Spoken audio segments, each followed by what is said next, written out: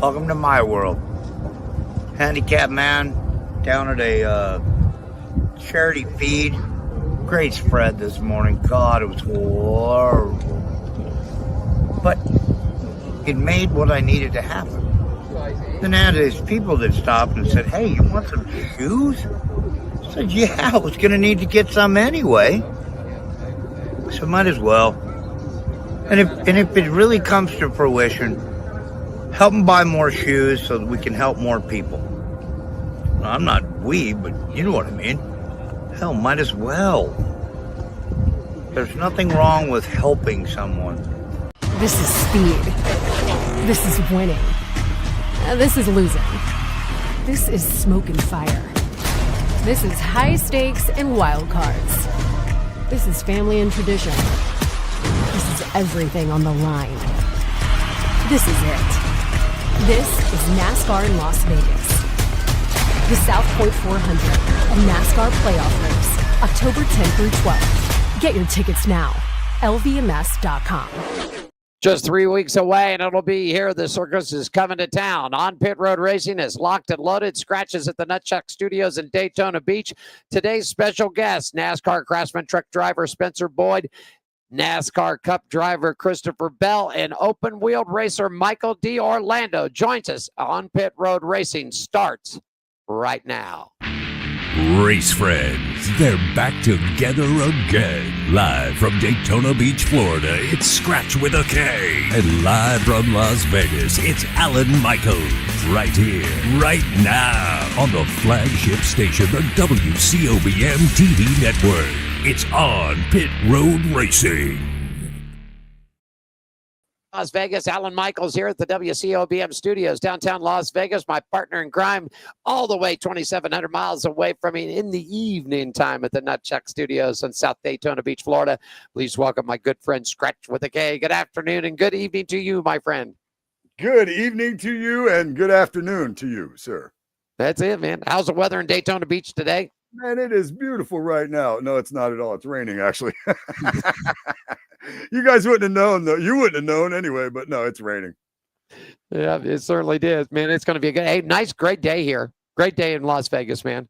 And, of course, racing's coming up this weekend, man. And, real quickly, our first guest, he's standing by. Real quickly, if you'll grab the shoe there, Scratch. Hey, a chance right now for your company and business to join us. Hot Shoe Hall of Fame, 501c3. Scratch has got the shoe. He's grabbing it there for us. I'll grab mine. Right there they are. There they are. You got them off the foot. Partnerships for the show has been concluded for the 2025 season. We'll be opening up for some new partners. Join us for 2026. You can still make a donation to the Hall of Fame real simply. Just say it. In fact, let me go ahead and just do this real quick. Let me throw the banner right on down there. You guys you can see it right there. She goes. Log on to it right there, and you'll catch it up. Make a donation out there and do that.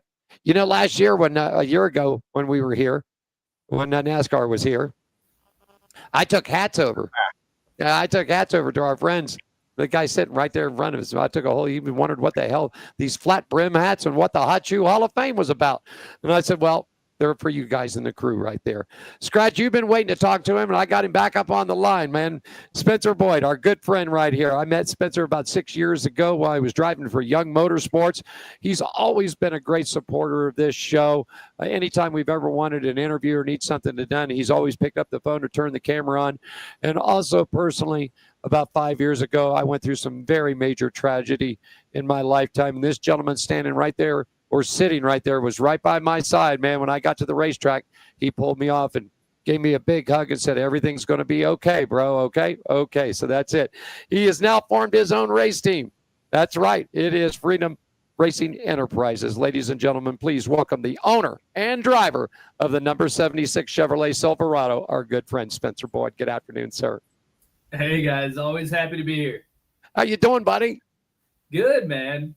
It's coming to a close this season. So, it's kind of tough, right? You look back and you're like, man, are there really only 4 races left?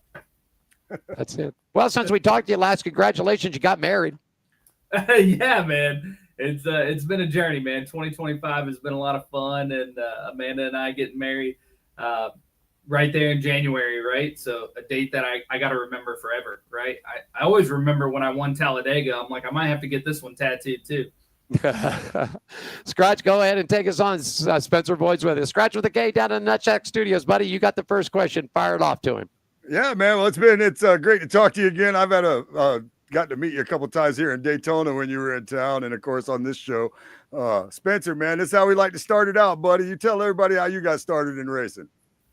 Man, it's I'm 30 years old now, so I love racing and take you way back. I started out on dirt bikes and four-wheelers and go-karts when I was 5 and just fell in love with it. Played a lot of team sports and just realized that wasn't really my thing. And parents just sacrificed everything to give me opportunities growing up in Missouri to race, and was able to win a lot of races, go-kart racing with my family. And it was really a family thing. And then as time went on, we realized we had to move to North Carolina. So got out east here and been here ever since. Love it. Raced legend cars, late models, and then finally made my break into NASCAR at 20. So it's kind of crazy, 10 years now. I feel like one of the old guys in the truck series, but I love being on the circuit and a part of the circus, as we call it. That's it. It is the circus. Hey, Spencer, you ran at some great legendary tracks. Hickory Motor Speedway just sticks out. And you see this coming down too, man. The Harvicks have joined up together. Kevin and his son, the Bush, Colin and his son, Brexton, are all running these things. If it came down to the time where the Lord would bless you and your wonderful wife with a child, and all of a sudden he looks and says, Dad, I want to go racing, but I want to go racing with you. Would you step up and be like the Harvicks and the Bushes and everybody else? Would you get out there and battle it with the boy? I think that's a dream for sure. It's awesome, man, watching that. And Millbridge is right down the road from our shop here. So, over the years, I've seen Brexton grow up racing, and you see him getting in bigger cars. And then little Harvick, he's out. Their shop is in the same complex mine is. So I see him out there jogging all the time. And it's like, man, these kids are chasing the dream, and they got a lot of good opportunities, but they're great kids, and their parents got to be loving every minute of it, right? You got it. Scratch, go ahead, buddy. Yeah, man. When you got your first win back at one of the biggest racetracks, Talladega. Of course, also I'm gonna add a little question in here too. But you get your first win at one of NASCAR's biggest tracks, man. How'd that feel, man? When did it hit you? Like right away, or were you like, wow, I just won at Talladega? And the second part to that question, because I've seen you running around the infield at Daytona, I'm just wondering if you ever run around the infield at Talladega, and is it really better than Daytona? Man, first part of that question, Talladega was unreal. Day one, I thought it was awesome. And then I would say over the next year, it really sunk in, right? Like they start showing the replay and driver intros and things like that. And you're like, man, that was a big moment for me. And as time goes by, you're like, shit, that was the biggest moment, right? So you're trying to get it back. And I feel like we have a really good shot at the super speedways. We've ran really well. Statistically, I have some good runs there, but just need to click off another win. And we're getting a lot better at the other tracks. So I enjoy that part of it. Being a team owner and driver, the progress is key. Now, as for the party, I am pretty good at that. Talladega is pretty much leading the pack, man. I'll be honest. That's what I hear. Daytona's a blast, but I got my in-laws coming to Talladega this year. I talked them into it finally. I told Amanda's dad, I'm like, you got to experience this. They're big rodeo people, so I'm like, this is the closest thing to the rodeo lifestyle. Come check this out. The series is going to lose a great driver and ambassador at the end of the 2025 season. Matt Crafton is retiring as a driver. And, man, you've had rides out through your life, through the Xfinity series and everything else. And, I mean, let me ask you this. I mean, is the trucks, Crafton spent, pretty much his career there. I mean, is this something that you look at? I mean, I'm a truck driver. I mean, but if something would come up, a Cup ride, another Xfinity, would you go? And what would that do, since now you're not only the driver, you're actually the owner. You're the guy writing the checks and paying the bills and taking care of everybody there. So what do you think about that? Man, Matt is an awesome guy. He's always been one that I could ask questions and lean on. So I respect him a lot. Totally understand, the last couple of years have been a little more difficult for him. And, performance-wise, because when I came into the truck series, he was, top shelf, right? Winning all the time, chasing championships and stuff. So awesome to see what he's accomplished and totally get, aging out and doing other things. But I think the truck series will feel different because when it was like Johnny and Matt and a couple years ago, me, it was like, okay, they've been around a long time. And then I kind of start creeping up to that number of I've been here a while. Somebody told me I got like the 25th most truck starts. So I'm like, okay, this is real. But what Crafton's done, I think we all would look at and say, man, to accomplish what he has would be amazing. I definitely consider myself a truck guy. I love it. Would I do Xfinity or Cup for sure? I definitely think I'll probably run an Xfinity race here in the near future. But first things first, being a team owner driver, our program is what's most important. But as they throw up these schedule changes, sometimes you have partners that it's like, oh man, trucks aren't racing there. It's really important for us to hit that region or that area. So Chicago being one of them, I'm like, it's kind of on my list. The fact that we didn't run the street course and trucks aren't going back, I kind of have that one highlighted. I always enjoyed Juliet. Good. Go ahead, Scratch. Yeah, man. Well, this is your second year as an owner driver, and you're showing a lot of improvement this year so far on the track. What's the hardest part, or what do you find it so different? How much are you loving being the owner and the driver? I mean, what's it like? Tell us what it's like being the owner and the driver of a Craftsman truck team. Yeah. Well, I've always done the marketing stuff, right? I've always been really involved and enjoy that aspect. And drove for Tyler Young, and I learned a lot about the business, and that really is what gave me the, I guess, courage to say, hey, let's step out and, try and start our own thing. And here we are, year 2. I'll be honest, year 1 was stressful, very stressful. I definitely didn't really expect some of the challenges that we had. But all in all, I learned a ton.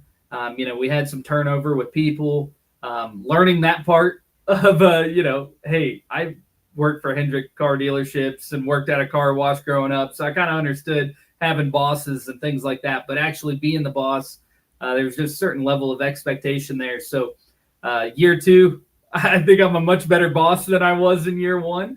And then on the track, just, getting these trucks to the racetrack week in, week out, having some consistency here with Hillman Jr. crew chiefing and all his experience, and just not freaking out so much Monday through Thursday in year 2, I think has allowed us to be more competitive at the racetrack. Because some weeks it was like, the hauler made it. I can't believe it. It's just little things that keep you up at night. Like, man, that hauler going down the highway, you kind of celebrate, okay, hey, we're loaded up on Tuesday. I'll see you at the track on Thursday. But when you own it, you're like, okay, where's it at? Everything good? What are we doing? So those things have gotten easier over time. Finishing up, Spencer, the 2025 season, you and the team are looking really good for this year, the second year. You're building on more and more. Looking into the 2026 season, Spencer, besides the sponsor thing, top 3 goals, what you want to improve on in 2026? Yeah, so our organization, we have taken a second truck to 5 races this year, the 67, which was something, kind of on our hit list for second year as a team to get out there and do. So looking into 2026, I hope to have a second truck out there for, half the season would be nice. And just working with other drivers and bringing in partners and stuff like that. And then on the performance side, we joke around all the time. We're the best of the rest, right? We're the highest in points with non-manufacturer support. We're kind of beating all the guys that are in our realm, and we're beating some guys that have more funding than us. So keep achieving that as we grow. Don't downslide, right? So our goal this year was to be 25th in owner points. We're 26. We're knocking on the door. Our goal was to be 20th in driver points. We're 21st. So, we're beating it up one side down the other and feel good about it. But just want to be more consistent, right? We have more lead lap finishes this year than I've ever had, more top 20s. So those are all really good things. It's just can we amp those up and get it another 50% of the time, right? Joining us via the satellite system from Charlotte, North Carolina is Spencer Boyd, driver and owner of the Freedom Racing Enterprises number 76 Craftsman Truck Series. Scratch, go ahead. Next question is yours, my friend. Yeah, Spencer. Well, we have a lot of young fans here and families that check our show out, and they're racing at local racetracks on Fridays and Saturday nights. Just like you came up on. You got any advice or words of encouragement for anybody that's young that's trying to get into this thing? It's a heck of a journey and a heck of a sport to be a part of, and I love it, man. I miss the short track days of racing Hickory and Myrtle Beach and places like that, and legend cars, man. That was a blast as well. So chasing the dream, it's possible. A lot of people know my story of where I come from and what it took to get to this level. So I think it's proof that it can be done if you work hard. I just did a keynote speech out in California about hard work pays and stuff like that. Yeah. And as I went through that process, it was like, man, my parents, I get a lot of credit, but my parents sacrificed so much to give me those opportunities and keep me on that runway. So if you're a kid chasing the dream, treat your mom and dad right, because they definitely hold the keys. Yeah, that's for sure. That is for sure. Hey, you're still young at 30. One day retirement's going to come. What will Spencer Boyd do when he gets out of the truck? Yeah, I think those conversations kind of set in when I was about 28 of, marketing and how long can you do it and how long can you be a driver in the truck series? What's the model look like? And you don't see a lot of guys, last as long as Sauter and Crafton, right? So when I looked at that, I'm like, where do I see myself? Spotter, marketing guy. I obviously want to be involved in NASCAR. So that's where really that courage of let's start a race team and let's be in the truck series. And I felt like I knew more about the truck series than I did some other things. So that's really what led to us starting FRE. And now I look at it and say, okay, maybe that original plan of let's try and race till I'm, 32, maybe I can stretch that a little longer, honestly. I love it, and we're getting better. But when that day comes that it makes business sense to not be the driver, obviously I want to be at the racetrack every weekend and hopefully be able to help get some younger guys out there or girls that may not have the greatest opportunities to be able to get them out there in a better opportunity. And that's what I hope to be able to do. It's something to watch. And you said Melbridge down there, man. I mean, I just got a message from Pat Beatty down there, and his kids running down there. The Larson kids are kicking butt down on that little dirt track out there. And then you got Kelly Earnhardt Miller's Wade, who's not only mastering a super late model, now they've got him into the trophy trucks and the off-road trucks, and he's slinging and flinging the dirt. It's just something to see these young kids coming up, Spencer, as fast as what they're coming up. You and I and Scratch, we've got some time in this business, and it just seems like they're getting younger, more talented, more it's something really to watch. Buddy, we always give our guests the last word. And so folks, please give shout outs to your team, sponsors, social media, guest appearances, where they can contact you at. Yeah, I always appreciate you guys and having me on, and super bummed that Vegas is not on the schedule next year, but hopefully I'll see you guys down in Florida anyway. But if you want to follow my journey, Spencer Boyd on Facebook, Instagram, and Twitter, and then definitely follow our team, Freedom Racing Enterprises, on Instagram, Twitter, Facebook, or I guess it's X now, maybe not Twitter. Yeah. That's showing my age for sure. But follow us along. 4 races left in the year. Looking forward to closing it out. And if you pay attention to points, we're going to fight it out to try and get the 20th here. Well, I can tell you this. There's a big surprise coming for On Pit Road Racing in 2026, my friend. So awesome. Not only Vegas could be there, but you might be seeing us at Daytona, Atlanta, Charlotte, Bristol. I can't let the cat out of the bag yet, my friend, but I'm telling you, we've got some... Daytona. You'll see me in Daytona. I'm already here. You'll definitely see him down there, that's for sure. At the Tiki Bar, man, the Tiki Bar. You'll be able to find me. That's right. It's a Tiki Bar. In the loop, man. Hey, congratulations on the wedding. And I saw a picture of, boy, You and I got lucky, buddy. We got good looking better halves. That's for sure, man. You rock and roll, man. Rock and roll. I get the crazy ones. You two are lucky. It happens, man. It happens. Scratch, go ahead and wrap it up for us, my friend.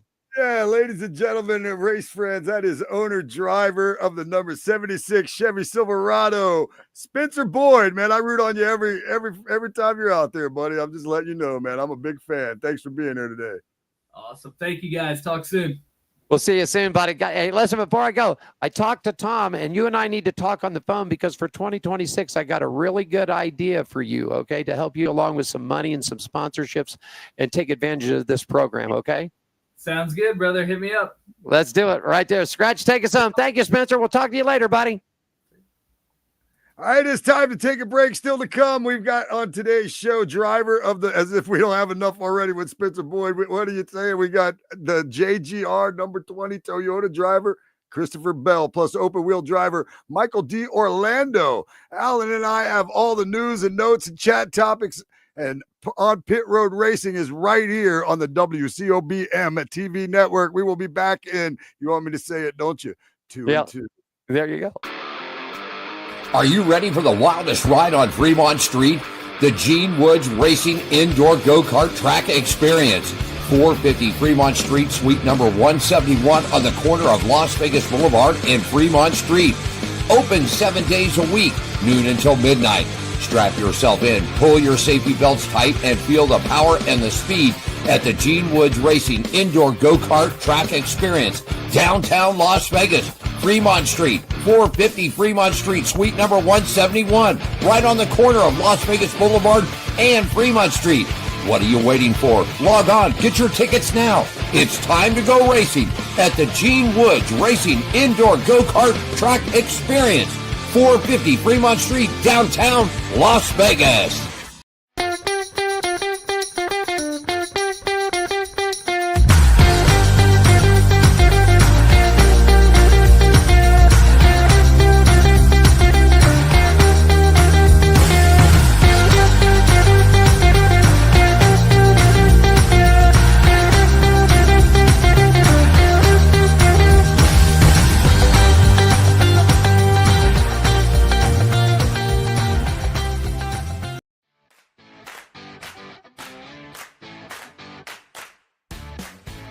At Hammered Harry's, we're not like other restaurants.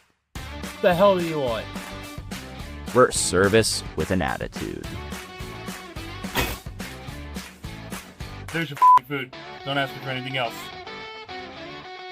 Dishing out great food, strong drinks, weekly events,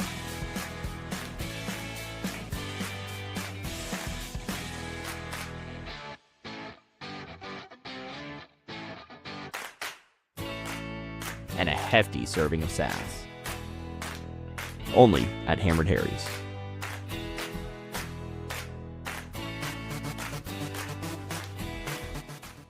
This is speed. This is winning. This is losing. This is NASCAR in Las Vegas, the South Point 400, a NASCAR playoff race, October 10th through 12th. Get your tickets now.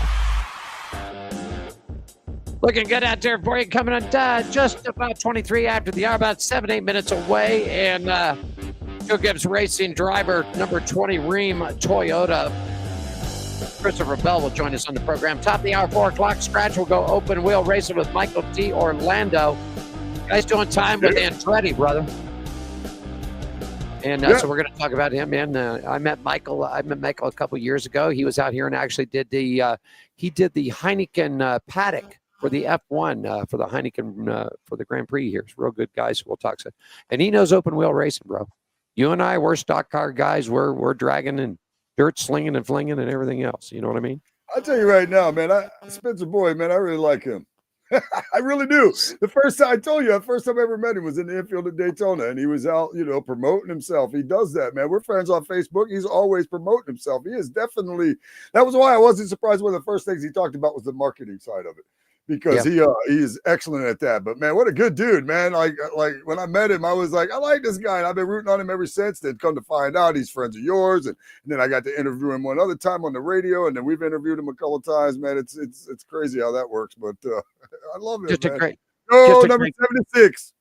Just a great guy all the way around, Scratch. You know, when I lost Abby about 5-6 years ago, I was really reluctant about going out to the track that weekend, and Jeff Motley called me up and said, Alan, he said, you don't have to do any interviews. You don't have to do anything. Just come out and be with your friends. And the first person that I ran into was Spencer Boyd.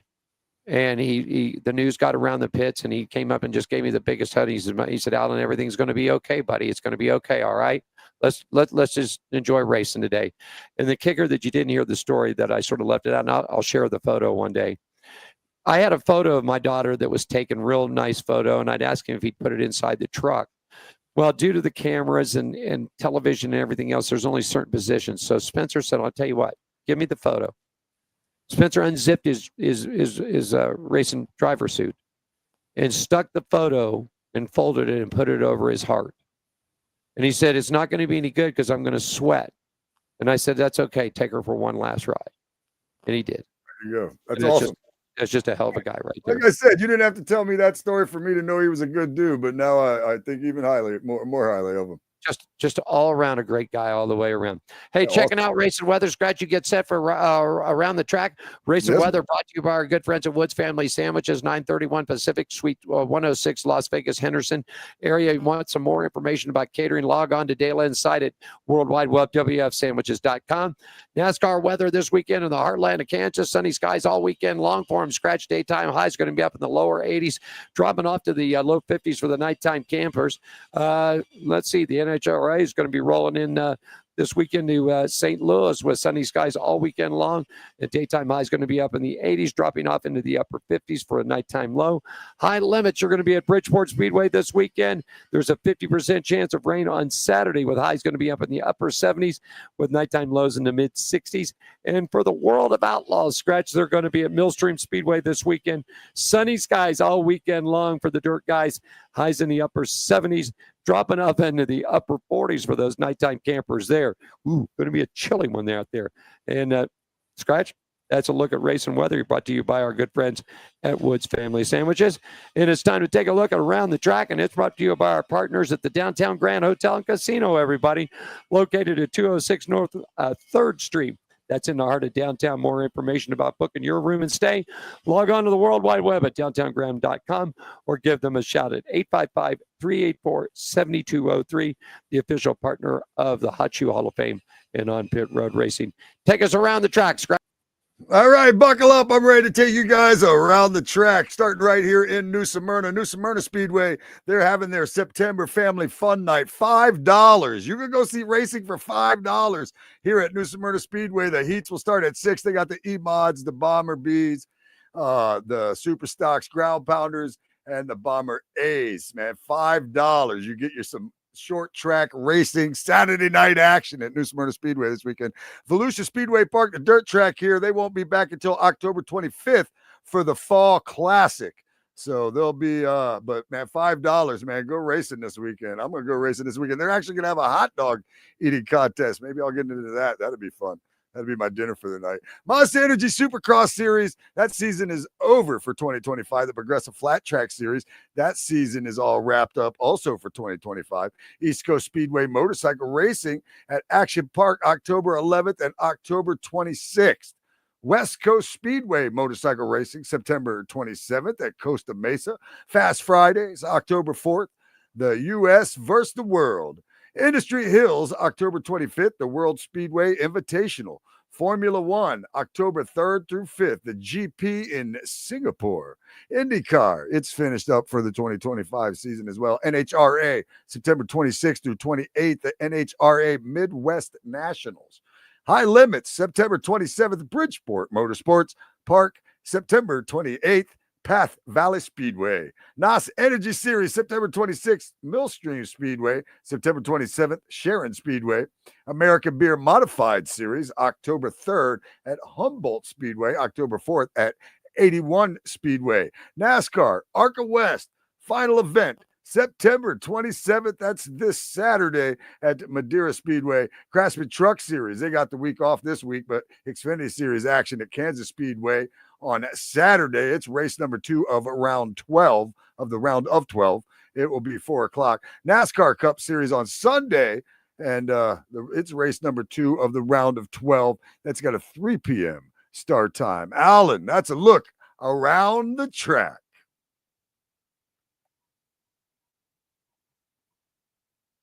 And Around the Track is brought to you by our partners at the Downtown Grand Hotel Casino, 206 North 3rd Street, Las Vegas, in the heart of downtown Las Vegas. You can call them up at 855-384-7263. That's 855-384-7263. Or online at downtowngrand.com to book your summertime getaway. The Downtown Grand Hotel Casino, the official hotel of the Hot Shoe Hall of Fame and on pit road racing. You got it real quickly, too. Racing out here in Las Vegas, Tour Cars and Legends Scratch at the Bull Ring October 10th. October 11th, NASCAR Xfinity Series will be at the big track on the 12th. It's the round of 8, the South Point 400. Bull Ring action for championship contending night, Bull Ring Saturday night, October 18th. NHRA returns for 2-wide racing, October 30th through November 2nd at the Strip at Las Vegas Motor Speedway. And the greatest show on the dirt, Dan, that's right. The big boys are coming, the open block modifieds, open wheel showdown on the dirt track at LBMS 6th, 7th, and 8th of November. And we get to round race number 3. November 20th, 21st, and 22nd is F1 returns back here to Las Vegas. That's a look at Around the Track, everybody else. You're going to New Smyrna this weekend, huh? Maybe I might for that price, $5. I mean, I would go anyway. I'm just saying, but $5 family fun night, that sounds cool. They're having a hot dog eating contest during the intermission. I would get into that just because I always wanted to do something like that. Although I'm not sitting there thinking I can eat a bunch of hot dogs, but for $5 to get in and all the hot dogs I could eat, that's another story. Oh. Yeah, the only thing that would be great is that they gave the wear away. I want to say hi to Dave Shannon out there. Diane's on. Gene's logged on. So everybody there. Hey to Spencer. So people are logging on today. We appreciate that. Hey, listen, we'll take a break, Scratch, and then I'm going to roll the interview from Kristen Bell. When we come back, we'll get everybody psyched up. We've wrapped up Super. Did you hear, man? Hayden Diggin, last race, man, out here at the Strip, man, took a bad fall and just crushed his collarbone. Watch the championship host go right down to the dirt, man. I mean, that was something else. But collarbone's hurt. Yeah, we'll cover it all coming up. We'll do a little quick break here. We come back, we'll roll the interview from Kristen Bell that I got early this morning. Scratch will stand by with us down in Daytona Beach, Florida at the Nut Shack. Alan here at On Pit Road Racing. We'll be back with the Christopher Bell interview right after this, everybody. Stick with us.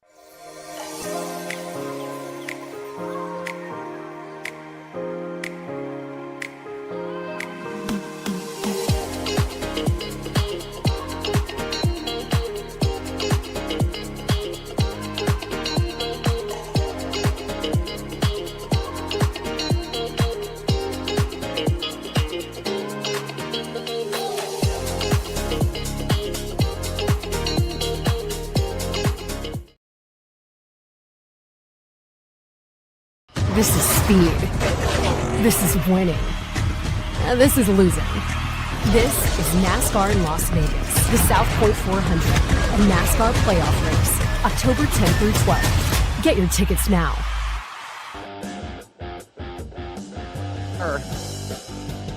Bottom of the hour, 3:30 here on a Thursday afternoon on Pit Road Racing's Live. I want to thank Spencer Boyd for joining us earlier in the program today, man. Great guy out there. I always like talking to him. Our next guest is standing by right now, man. He owns 13 career wins in the Cup level. Most recently winning in 2025, the Bristol Night Race, September. 4th victory of the season. He won 3 in a row, folks. Echo Park Speedway near Atlanta, Circuits of America, and Phoenix, becoming the 29th driver in history to accomplish this feat. He picked up a cool $1 million at the All-Star race back in May at Wilkesboro. Came previously from the number 95 team from Levine Family Racing.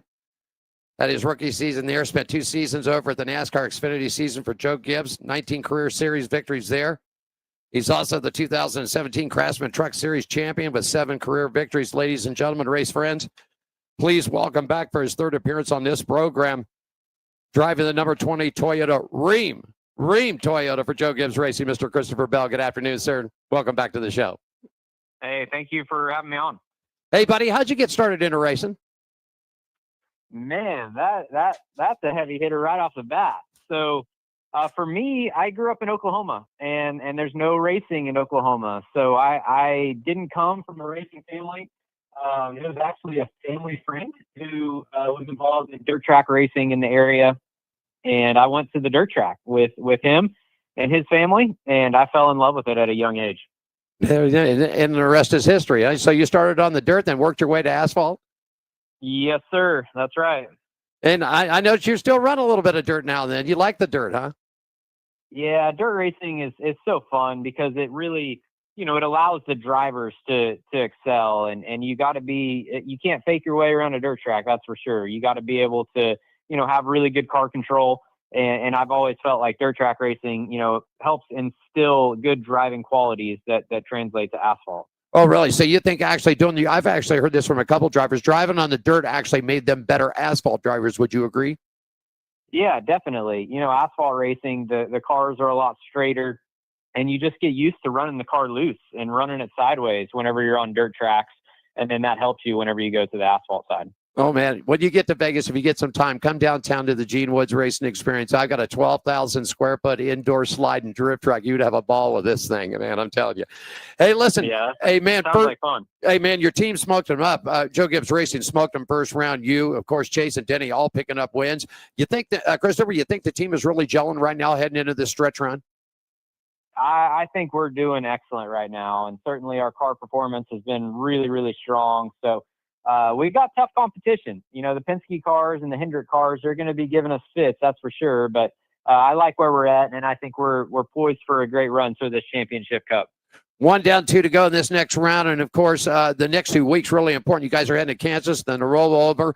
Then, finally, you'll get to Las Vegas. Sitting fourth in the points, Christopher, 29 up on top. You feeling pretty good heading to Kansas this week? I am. I mean, it's definitely we're in a comfortable position, but it can be gone in a hurry. So we're staying on our toes, and we know that we got to get stage points for sure in Kansas. Got to qualify well, got to run well, and hopefully we can walk out of Kansas with a similar points advantage that we have right now. And then I'll be feeling really good going into the Charlotte Road Course. You were here a couple of weeks ago. I know you were doing a promotional tour around, just getting things pumped up and everything. And if I'm not mistaken, correct me if I'm wrong, but didn't you say in a press conference that you thought this track, Las Vegas, when we get to the round 8, this is a real important track and a real race? Am I correct? I've said since day one that fall Las Vegas race, that is arguably the most important race on the schedule. And, it's hard to say that because Phoenix is the championship event. So, but Vegas, man, if you can win Las Vegas, you get a full month to prepare for that Phoenix race. So it is super important to do well at Vegas. And that winner is set to be in a really good spot going into the championship event. What do you like about Las Vegas Motor Speedway, Christopher? Well, it's just kind of the best of all that we get for this next gen car. The intermediate style racing is really, really good with this car package that we have right now. And Las Vegas Motor Speedway is just such a great racetrack where you can run all over the place. You can run high, you can run low. And what that does is that opens up the opportunity for passes. There you go. There you go. And of course, that turn number 1, it's got the bumps into it. Some people want to have it grounded down and redone. Some people, you guys like to just leave it away. If I was a race car driver, I'd leave it the way it is. You have to throw that bump in there every now and then. Going to keep you on your toes, that's for sure. Hey, I got to ask you, man. I mean, the team meeting on Monday, was everybody pretty calm at Joe Gibbs Racing? I mean, considering we all know what happened with Ty and with Denny, but everybody I think expected a tornado to blow up. Was everything pretty calm at the shop? Well, certainly there was a lot of conversation had, and we all have a part in how we race each other, and we need to do a better job of that. And certainly a line was crossed last week, and we don't need that moving forward. So I think we're all in a lot better spot, and hopefully we can race each other hard. Joe's been very vocal about not having team orders. He wants every car to compete as hard as they can, and that's a product of what happened. Hey, Yeah, if you're going to lay it down on the line, some teams got team orders, some teams don't. Obviously, you just stated it right there, Christopher. So that there's no team orders. Well, racing's racing, man. I mean, that's what it is. I mean, I get Denny's point that Ty was back and really not in any contention or anything like that. Let me ask you this: if the shoe was flipped right there and the situation happened between you and Ty, would the outcome would have been the same? No, I mean, I don't think I've ever intentionally wrecked somebody in my career. Right. So, you know, I don't think I would have done that. It's hard for me to speculate, but I can tell you that I've never intentionally wrecked someone from my career. There you go. Hey, Christopher, we got a lot of young viewers and listeners, man, all coming up through the Bandoleros and the legend cars and stuff like that. Now, you cut your teeth on dirt tracks. If you wouldn't mind, take a minute or so. Could you give some words of encouragement about the kids coming up, the guys and the gals and their parents, what they're getting into in motorsports and what they can expect? Yeah, well, motorsports is, you know, certainly one of the, I mean, I might be biased, but it's one of the best forms of sporting that you can get into. And, you know, my words of advice and encouragement is, you know, if you want to continue to climb the ladder, you know, it's all about winning races. And, you know, if you win races, if you separate yourself from the competition, well, you're going to get opportunities. So, you know, stay after it. You're not going to win them all, that's for sure. And it kind of comes and goes at times, but, you know, stay after it and you'll do well. Our special guest joining us from Joe Gibbs Racing, and he'll be piloting that number 20 Toyota Ream Toyota when he gets out here to Las Vegas. Always give our guest the last word, Christopher. So if you wouldn't mind, take a shout out for your team, your sponsors, where people can find you social media wise, and where to find Christopher Bell and what's going on. Well, where you can find me, I'll be at Las Vegas Motor Speedway coming up here in a couple weeks. So hopefully we see everybody out there. I think it's going to be a great race. There you go, buddy. Appreciate your time, man. Good luck this week in Kansas, and of course the Royal Oval. And we'll stop by the pits and catch in with you here in Las Vegas. Thanks so much for your time, Christopher.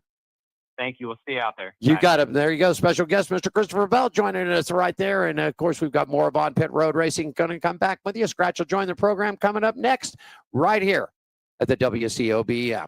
This is speed. This is winning. This is losing. This is smoke and fire. This is high stakes and wild cards. This is family and tradition. This is everything on the line. This is it.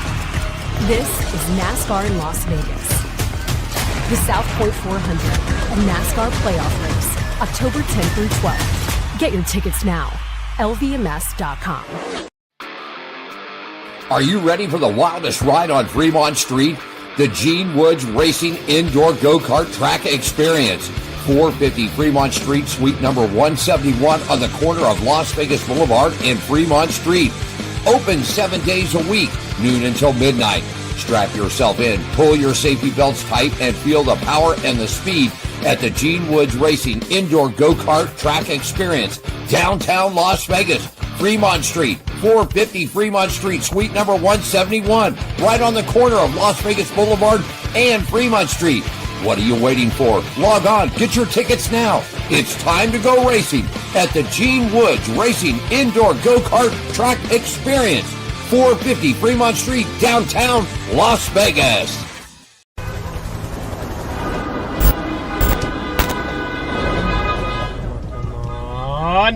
Come on! What the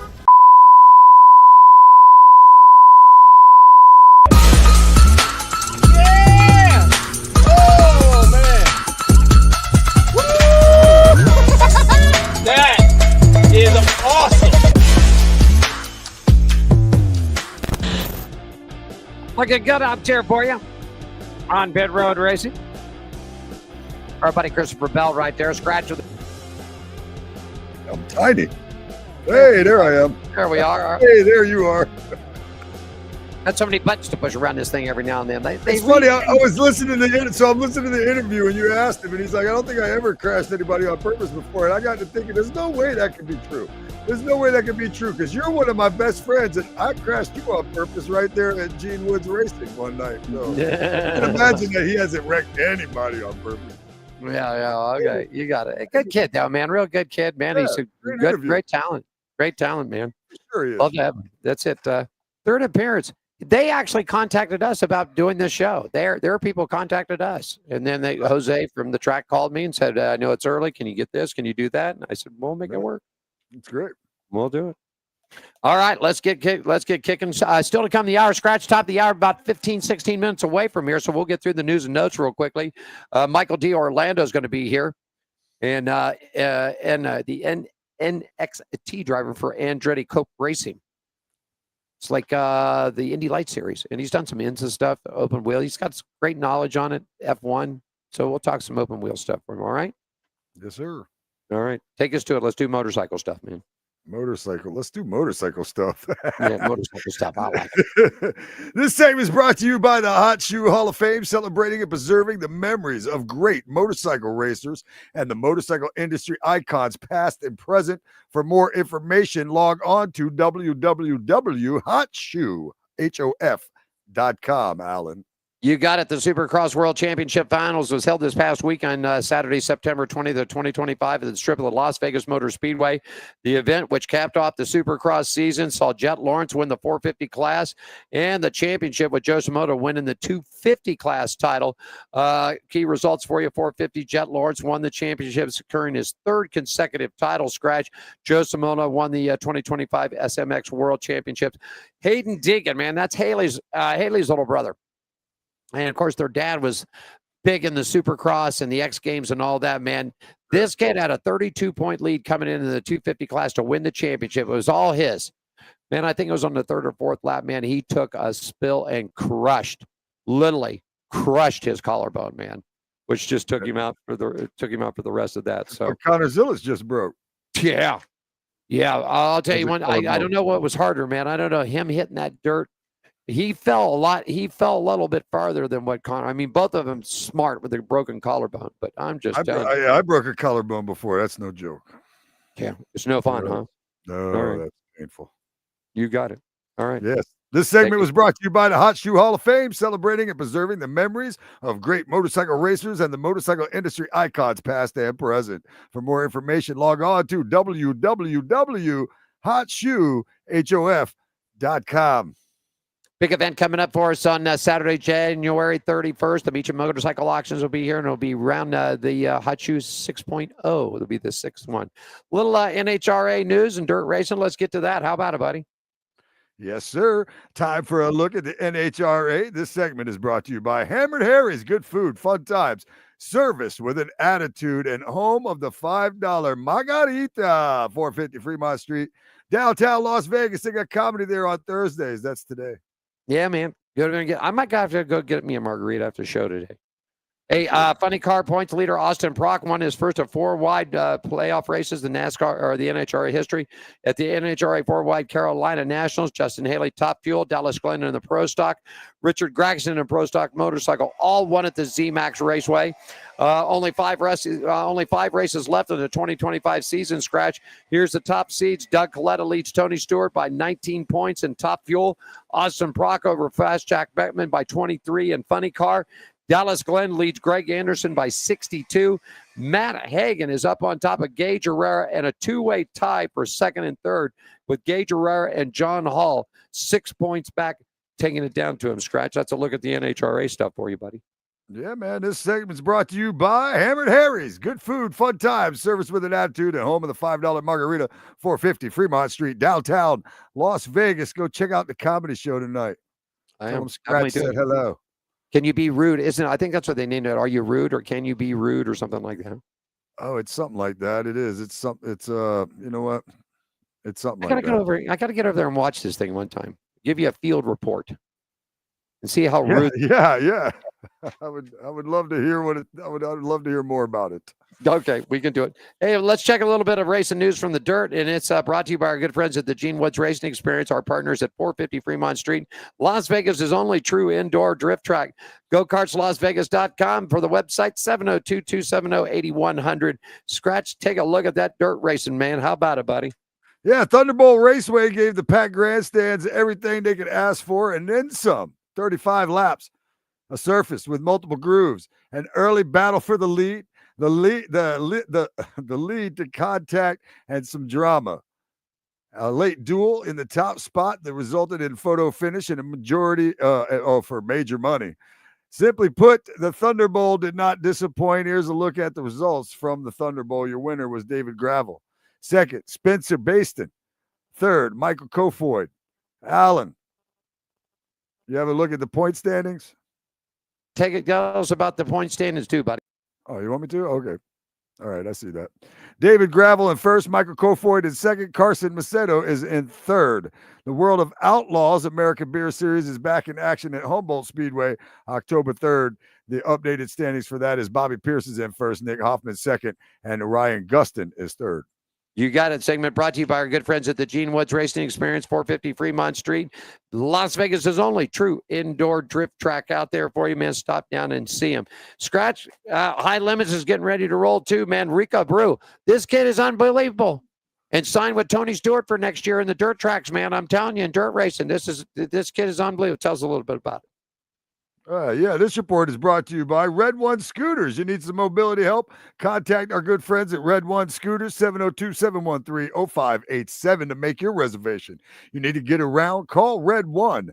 Alan, what's happening with the High Limits? Talk to us. In a role reversal, Friday night's finish at Eldora, man. The Four Crown National Final once again came down to Aaron Retzel and Rico Abreu.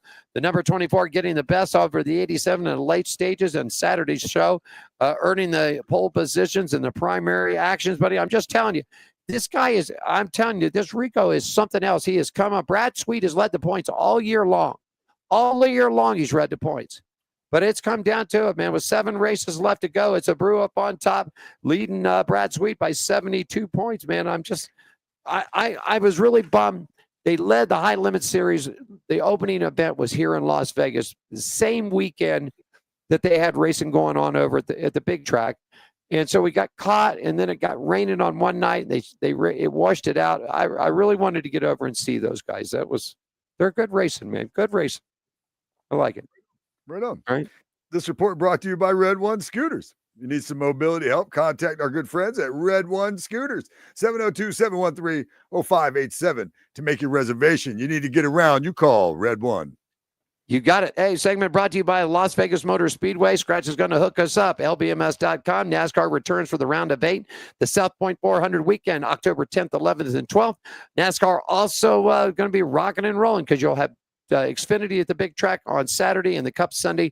And, of course, the ARCA Series, SRL Tours, the Legend cars will all be running. It's going to be the Harvicks, man.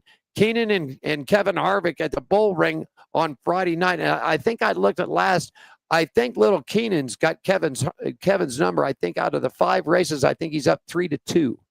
So that kid is rolling. Scratch, get us all updated what happened in New Hampshire at Lobsterville up there for NASCAR weekend, buddy. Lobsterville, buddy. Lobsterville. NASCAR Craftsman Truck Series. Facts from Lobsterville, New Hampshire. Corey Heim, he won again his 20th victory in 85 Craftsman Truck Series race and his 9th victory and 17 top 10 finish of 2025. This is his first victory, a first top 10 finish in his series debut at New Hampshire Motor Speedway. Chandler Smith, he finished second. Lane Riggs was third, and in his series debut at New Hampshire. Giovanni Agario, he finished fourth. He was your highest finishing rookie. Your Truck Series Driver Series points after race 3 of 3 in the round of 10. You got Corey Heim on top. Lane Riggs is second. Ty Majeski's third. Daniel Hemrick is fourth. Grant Empfinger is fifth. Tyler Ankrum sixth. Caden Honeycutt, he's seventh. Rajah Caruth is in 8th, so he is on the bubble now, and missing the round of 8 was Chandler Smith in the number 38 and Jake Garcia in the number 13. The Xfinity Series, the standings after Bristol, race 27 of 33. Connor Zilich, he's kicking everybody's butt. He is on top. Justin Allgaier, he is in second. Sam Mayer, third. Carson Guapo is fourth. Harrison Burton, he's in fifth. We weren't even sure if he'd make it in there. And look at him. He is in the top 5. Brandon Jones is 6th. Shelton Creed is 7th. Taylor Gray is 8th and currently below the elimination line. Nick Sanchez, Jesse Love, Austin Hill, and Sammy Smith. In the Cup Series, Ryan Blaney, he got himself a win. He's locked in. It's his 16th victory of his 372 Cup Series career. It's his third victory and 17 top finish in 2025. It's his first victory and fifth top 10 finish in 13 races at New Hampshire Speedway. Josh Berry, he finished second in New Hampshire. It's his sixth top 10 finish in 2025. William Byron, he finishes third. Riley Herbst, he was the highest finishing rookie, and he finished 22nd. Ryan Blaney is leading the point standings over William Byron. Third is Kyle Larson. Is that right? Yeah. Third is Kyle Larson. Fourth is Christopher Bell, Denny Hamlin, Joey Logano, Chase Elliott, Chase Briscoe. Outside the top 8 is Ross Chastain, Austin Cindric, Tyler Reddick, and Bubba Wallace. Yeah. NASCAR News and Notes brought to you by our good friends at Las Vegas Motor Speedway. The round of 8 gets kicked off October 10th, 11th, and 12th at the big Speedway. Get tickets, camping, all the information, lbms.com, man. Coming up towards the top of the hour, about 5 or 6 minutes away, Michael D. Orlando is going to be joining us. So we'll talk a little open wheel racing. Did you catch anything last week? I'm telling you, Penske cars, first 3 races, the Toyotas were tough, but boy, the Penske cars were tough to beat last week, Scratch. I'm telling you. Got my Red Bull. Yeah, well, they definitely got a boost now. They're definitely out there, letting people know they're here. They're here. They haven't given up yet. Yeah. We'll see. We'll see what happens. Dances this week. Every week seems to be different. Yeah. No major, really. I looking at things to chat about, and really wasn't. That's why I sort of left the second half for you, me, and Michael. We'll talk a little open wheel racing and stuff. I mean, besides the lawsuit thing and everything else, I mean, they all just give up on you can keep writing about this and talking about it, but nothing's going to be decided until after December 1st anyhow. So let's just all go racing and let the court settle it out. I mean, I get Hamlin's, and I get, the big shakeup on this is that Tyler Reddick is really pulling the chain on this because he's got it in his contract, man. He ain't racing for nobody unless they got a charter. So, I mean, this is going to be interesting to see because there's a lot of deals. There's a lot of deals, a lot of money, a lot of stuff on the table here that I don't think a lot of people realize. You know what I mean? Yeah. I get it. But what if they don't have a charter? Is there a chartered team that's got room for Tyler Reddick? I don't know. Probably one coming up. Probably one coming up. Could be. Do they can they survive without a charter and without Tyler Reddick? There's probably somebody could get in that seat. I'm just saying, there's somebody can get in that seat. It's all that'd about be the competitive. I mean, I'm just randomly, love. Yeah, it's all about it. It's all about that money, man. I saw an interview with Kyle Busch. He said, "You come 6-8 million, go to Joe Gibbs. He'll find you a ride. Bring the money." That's what it is. I don't know. We'll see how it goes. I'm excited to see how it goes. I mean, I've always, like I said, believed one way, about the kind of the monopoly or the it being like the mafia, like a family, not in a bad way, just that they just run. It's theirs. You know what I mean? To do whatever with. And so I kind of always have felt the monopoly side of it. And this is the first time it's really come out. And so I'm just kind of excited to see what happens one way or another, but again, I'd like to see what's fair for everybody because, it's a sport that I love. So I don't like seeing, it's like when somebody passes away and you got to go to court against a family member. Yeah. You know what I mean? It's kind of what it seems like to me. It's kind of sad to see, a sport I love so much, fighting within. It all needs to stop. It's just ridiculous. It's just totally ridiculous. Our special guest joins us right there. He is. Say hi to Michael D. Orlando. Good afternoon, sir. How you doing today, buddy? I'm doing great. How are you? What do you think, man? I've said this last because you know what? Scratch and I were talking. We're stock car guys. We're drag guys. We're slinging and flinging the dirt. We know nothing about open wheel. So I thought this is the best opportunity right here to bring somebody on that drives these cars, that knows what the hell they're talking about. So that's it. Michael D. Orlando is going to join us next on Pit Road Racing is live. Scratch, take us to break, buddy. Hey, that is Alan Michaels right there in Las Vegas. I am Scratch with a K. We'll be right back with our guest, Michael D. Orlando, with more on Pit Road Racing. This is speed. This is winning.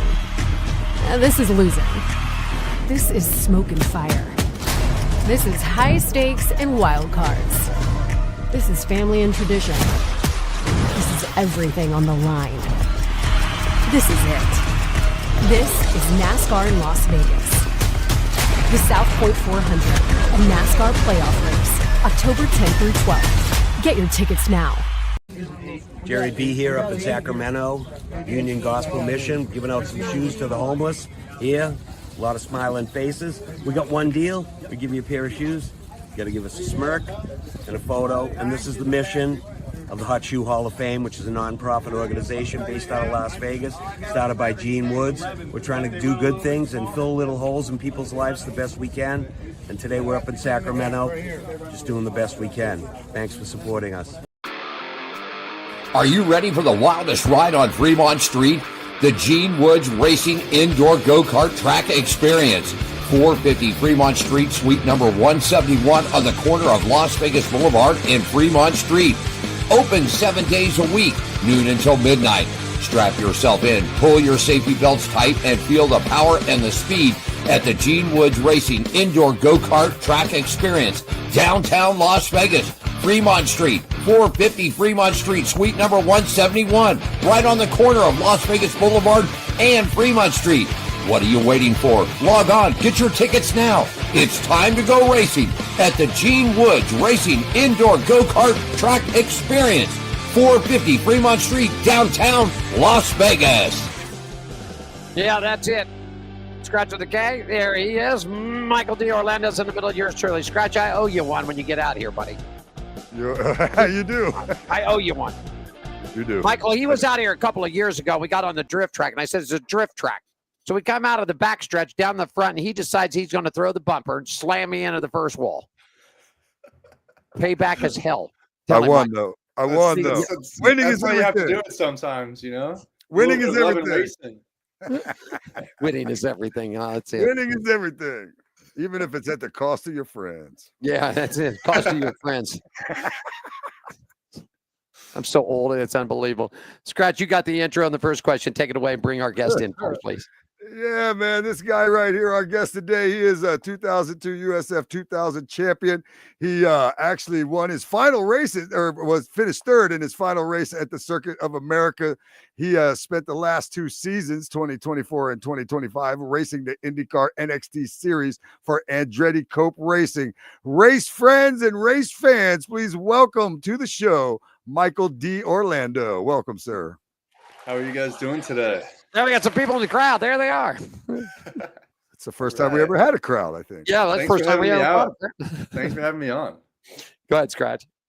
Yeah, man. Why don't you tell us how you got into racing, buddy? Oh, I mean, it's quite the story. Started at 6 years old, though. You know, my brother and I, we both started at karting around the same time. He's a year younger than me, so when he was 5.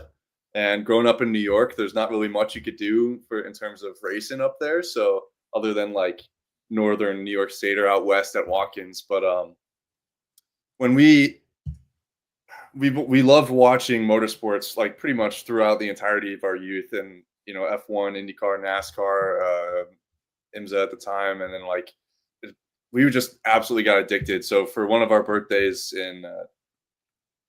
when I was like around 6 years old, we went up to this place called Oakland Valley Race Park in Cuddybackville, New York, where Nick and I did like a little race school in kid karts. And ever since, we just fell in absolute love with it. And then, you know, our first race, our first ever race in a go-kart, I finished third or something like that. And the owner of the track came up to my mom and dad, and they're like, all right, well, we've got good news and bad news.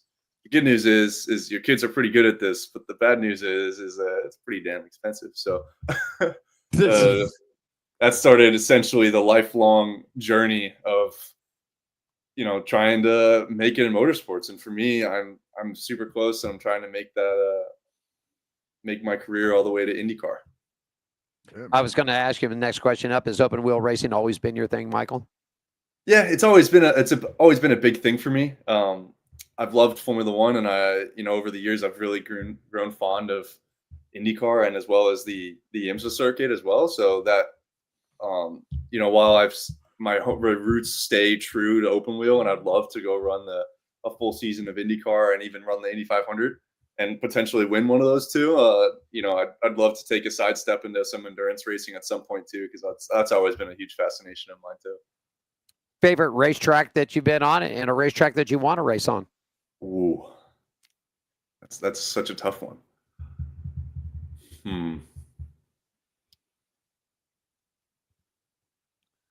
I'm gonna say, in terms of how much fun a circuit can be, Mid Ohio is definitely like up there in terms of how much fun it is to drive. Not only have I performed really well there and throughout history, but it's always a really fun race, and it's just such a handful. Like you have two straightaways back to back, and then from turn 4 all the way to the front straight again, you're just nonstop hustling the car, nonstop turning, and you're pulling serious G's through the high speed left-handers. So that's a super fun track for me. And then a track that I'd love to drive is Long Beach. I haven't driven there yet, and that is 100% my number one gotta drive track. So at some point I'm gonna be racing Long Beach, and I don't know when, but hopefully soon. Scratch, go ahead. Why do you think?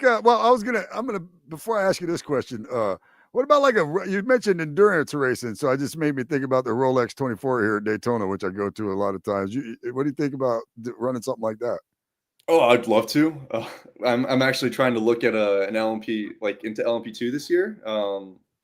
There's a lot of, I guess, movement in terms of drivers in that class, and I see that a lot of drivers from Indy Next take that sidestep into LMP2. So I'm hoping that I can get a seat for next year in an LMP2 program. I'm hitting the ground, I really don't know what you call that. I've been cold emailing a lot of teams, be like, hey, if you have an open seat, here's hitting the my ground running. Yeah, try and hit the ground running, but I mean, I never am.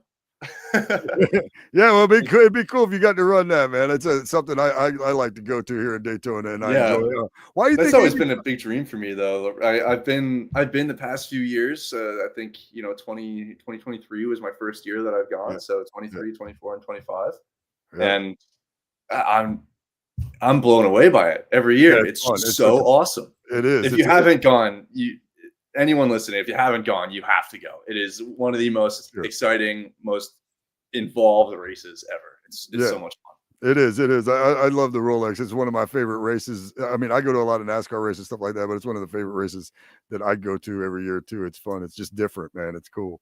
Why do you think IndyCar's lost all the circle tracks? We haven't. We've got a lot of like the mile to 1.5 mile ovals. So this year there's been a change in the calendar. So we're losing Iowa, but we're gaining Phoenix. And the reason why is we're not getting Iowa wasn't getting as many like in-person customers or in-person watchers. So when we're not filling the stands. So we're thinking that if we can, or at least from what I've seen, it seems like IndyCar is trying to go to areas that they can fill out the paddock, right? And Phoenix 100% will do that. Oh yeah. I also believe, no doubt, that is going to be a really exciting race too, because it has in years past, and I'm actually really stoked to see what it does this year as well. But we still got Worldwide Technologies Raceway in St. Louis, the Milwaukee Mile, Nashville, obviously IMS, and I feel like I'm missing one. Anyways, yeah, we've still got a decent amount of ovals, so it's looking pretty solid. I guess I sort of looked at it that you lost Pocono. You did say the Milwaukee Mile did come back. That's always a great track there. I understand. I have spoke with people here as far as Las Vegas with the 1.5 miles here and what happened with Dan Weldon here, and it will not come back to, as it stands right now, it will not come back to the circle track here. That is for sure. I mean, I sort of lost that. And I don't know the reason why, because I mean, Texas is basically a cookie cutter of this track, and they still race there. I mean, I guess maybe it's the whole Weldon thing, but yeah, lost Michigan, Pocono got taken out, and I guess there are a few. It just seems like it just seems like they went more road course racing, more road course or street course racing than what that we saw in circle. So, but yeah, I agree. It's good to see good to see some of the older tracks come back. I know a lot of people are saying Xfinity went out and IndyCar went to Portland. They say the Portland track is old, it's beat up. They either need to repave it or just shut it down, one of the two, because I guess it's just the facility just needs it needs a lot of work to it. So anyhow, Yeah, Scratch. I agree. You know, Portland is a fun race, but there is a little bit that needs to be worked on there. You know, I'm not gonna shame it, but it is because it is really fun to be. It's really fun place to drive and a really fun place to be. But you know, in terms of the spectator standpoint, I could see where it needs some work. Scratch, go ahead. I'm just gonna say I'm a little more of a road course fan and street course fan than Alan is. I mean, even when it comes to the NASCAR stuff, he's always complaining about NASCAR running the streets and running the naval base, and I'm like, man, I think it's gonna be cool. I don't know, it's just me, but one thing we kind of agree on a little bit. I mean, unless it was a class of its own. I mean, people are always talking about the electric cars. NASCAR, NHRA, they've all talked about made prototypes of the cars, and I'm sure IndyCar is probably going to come around and do something like that. I mean, how you feel about racing a full-size electric car? I'm not sure. I mean, I haven't really gotten behind the wheel of an electric car, and as cool as Formula E would be to drive, that I don't really think it gets as much credit as it's due. Really, like watching a few of those races, it's really entertaining. Yeah, and I will say, like, maybe the technology is not all the way there to be, a consistent race program where you have full length races, and especially on ovals, it's going to be using a lot of energy, especially with no regen. Right. But it does produce some really incredible racing, and with IndyCar and Formula One having, hybrid systems now, and then the LMDH and LMH program in IMSA and WEC, they also have the hybrid program in there as well. So that it's coming and it's becoming bigger in motorsports, mainly just hybrid has been has had a huge impact in racing, and really more so in IMSA and WEC than any other series because of the regen and how much that has changed hypercar racing as a whole. I think it's been a good addition, but I don't think we've seen the end of it yet. I'd love to see another racing series take a big stab at it, like Formula E did. Right. I mean, the thing that I sort of think about is they're all powered by batteries.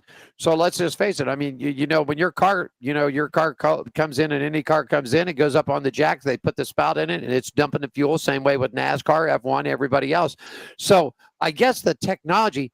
How long will the batteries last? Let's just say this: in an Indy car, let's say that they went battery for the Indy 500.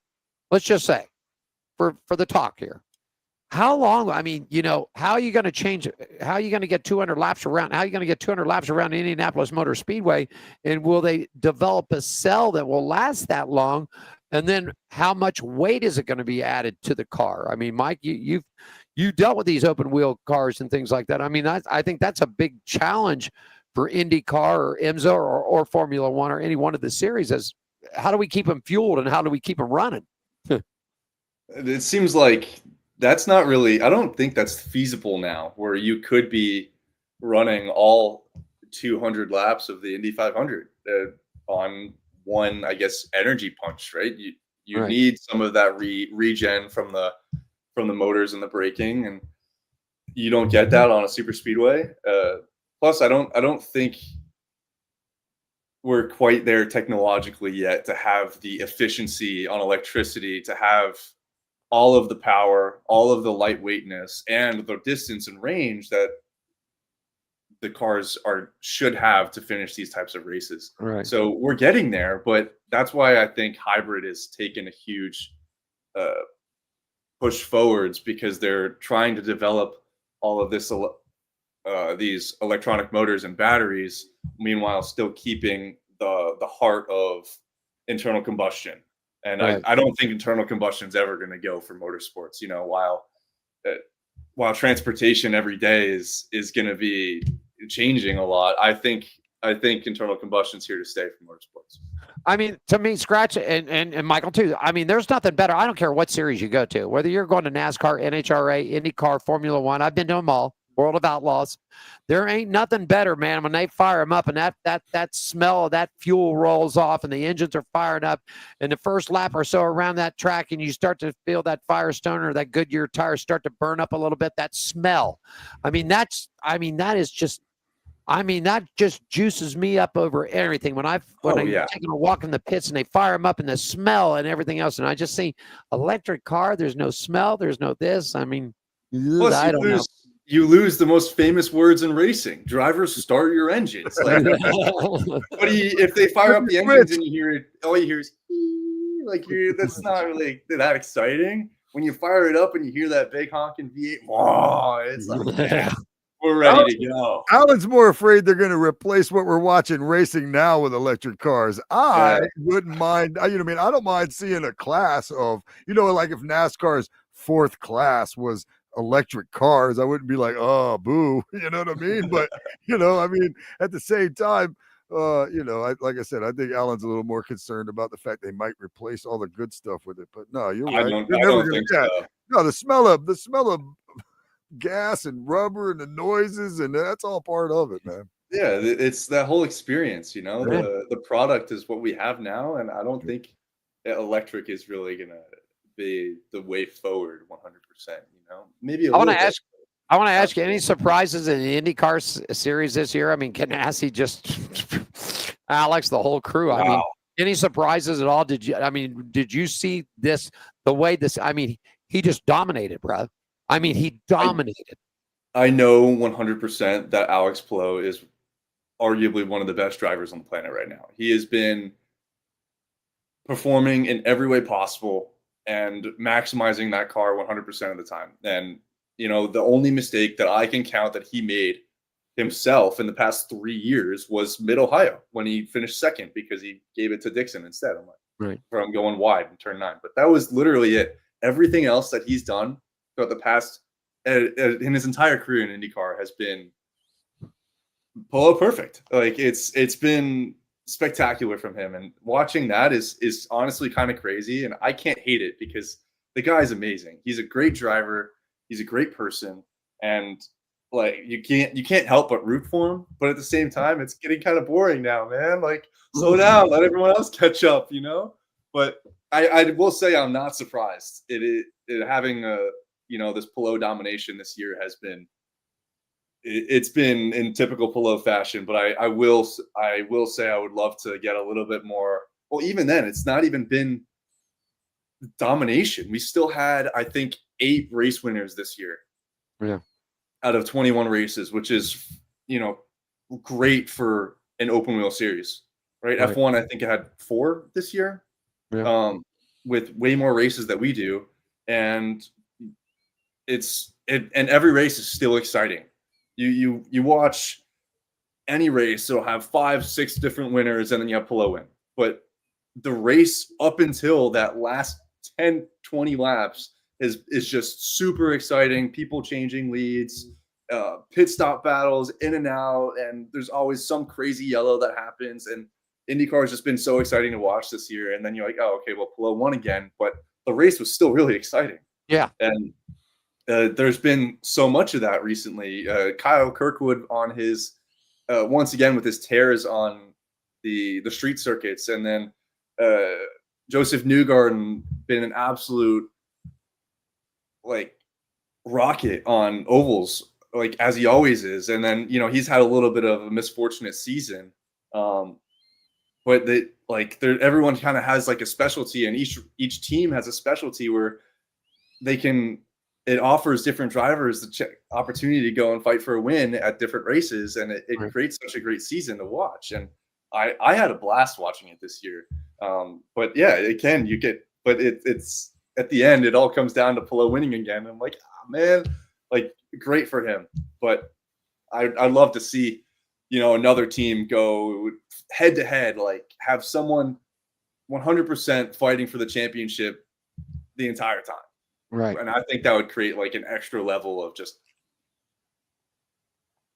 excitement and everything else that comes along. Right. You're absolutely right. Scratch, get ready for a question, Mike, and then I'll turn it over to Scratch. I want to dip a little bit into F1.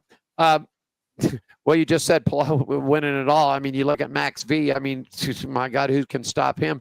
I think the big question here, and I want to ask you, because you've been in with Open Wheel, is Lewis Hamilton's days done? Is he done? I mean, everybody thought the move to Ferrari might open up another window, but I mean, I think he's currently, I think I looked last, he's 5th or 6th in the standings. Is Lewis done? I don't think so. I think Lewis is going to stay for a while.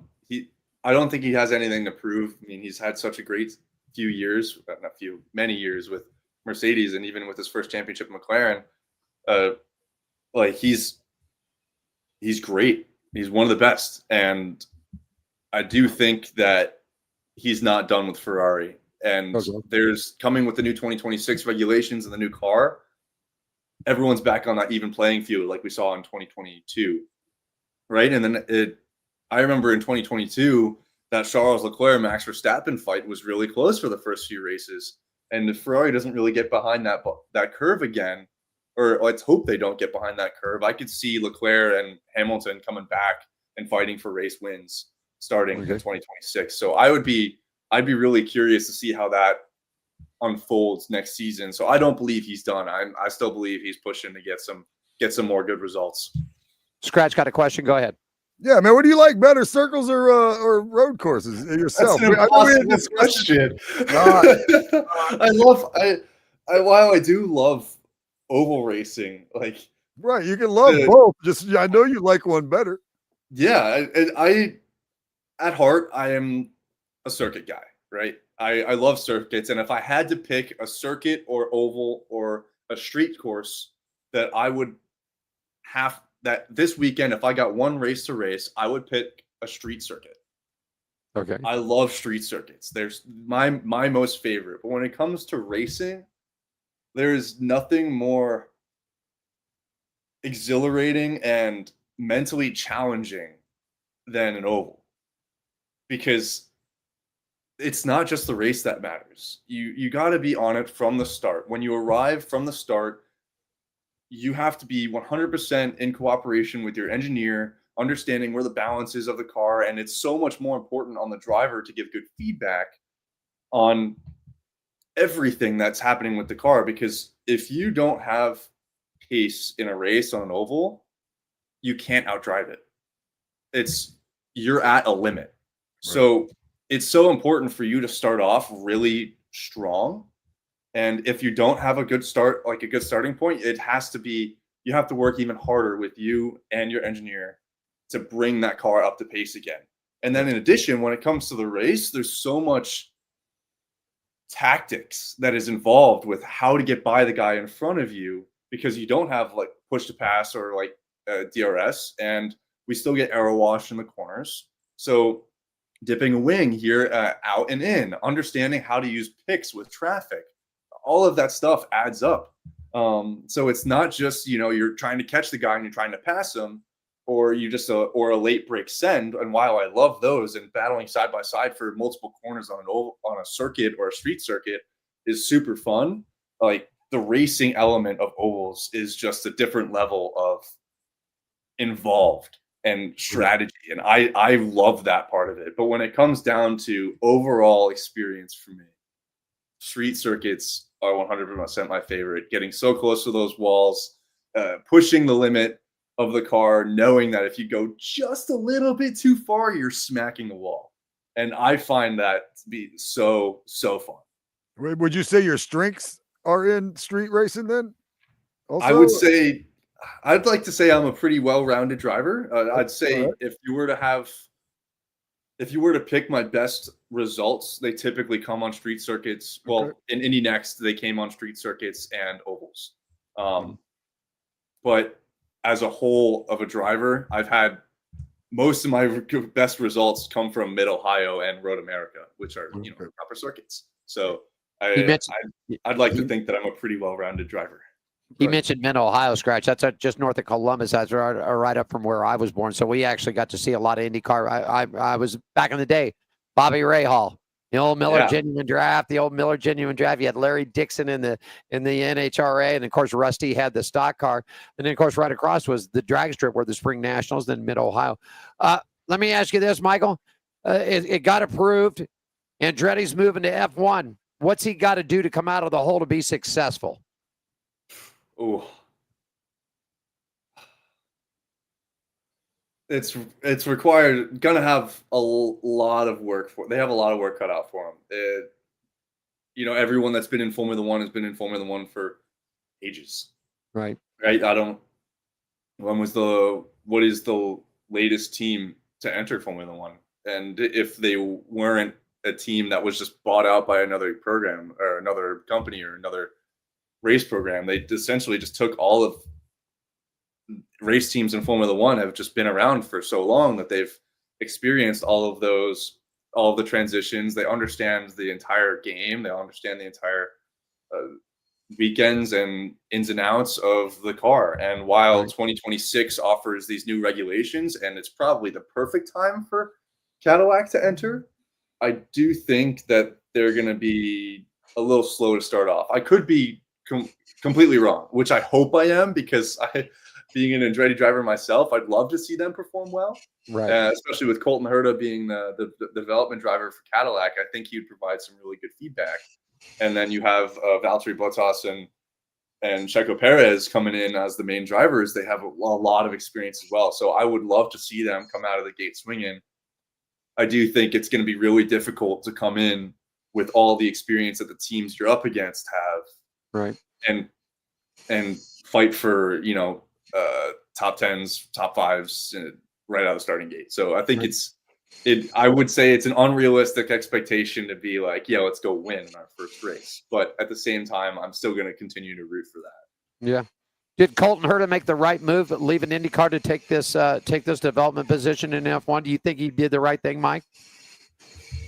From what I hear and what I know as in motorsports as a whole, if you have an F1 opportunity, you take it, because the amount of people that get that opportunity is so slim that even if you don't like it, like you take it, because that only helps your career as a whole. Right. So even if you're last place in F1, that is helping your career, no matter where you come from.